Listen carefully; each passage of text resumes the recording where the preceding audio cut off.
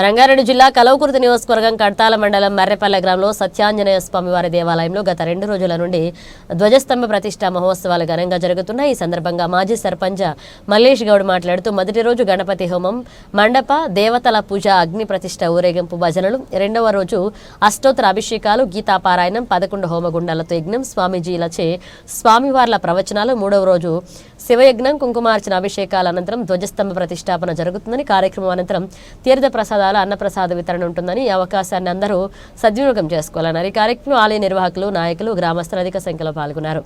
Ramulu, Jayanjaiah, Jangaiah Goud, Yadaiah Goud, B Mallesh Goud, Balamoni Narayana Goud, Krishnareddy, S Narasimhagoud, S Jangaiah Goud, Suresh Reddy, Veeresh Goud, Nagabhushan, Lattupalli Veerareddy, Mallesh, ఆలయ committee నిర్వాహకులు పాల్గొన్నారు.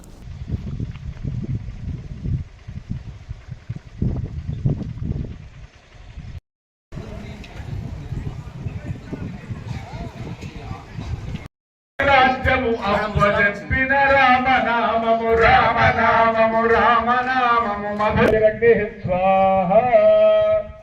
అమ్మగారు అవనంపడి జుషానో అగ్నిర్వేదో కృష్ణార్జున సంవాదే పురుషోత్తమ యోగో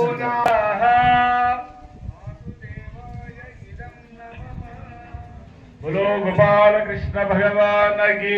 అంటే సమస్త లోకాం సుఖినో భవంతు.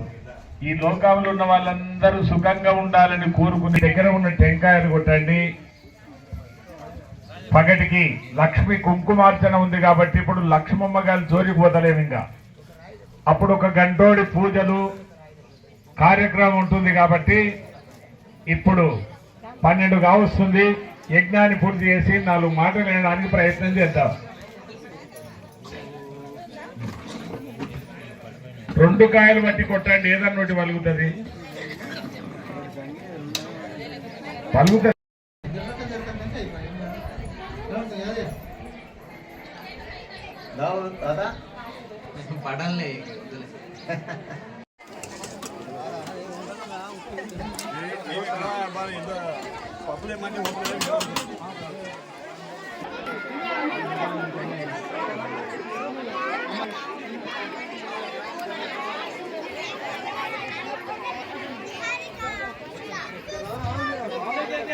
మరిపల్లి గ్రామంలో జరుగుతున్నటువంటి గజస్తంభ కార్యక్రమం మరి గ్రామ పెద్దలు కానీ మా గ్రామస్తులు ముఖ్యంగా ముఖ్య అతిథులు అందరూ కూడా మా గ్రామస్తులు కూడా అందరూ కూడా పాల్గొనడం జరిగింది.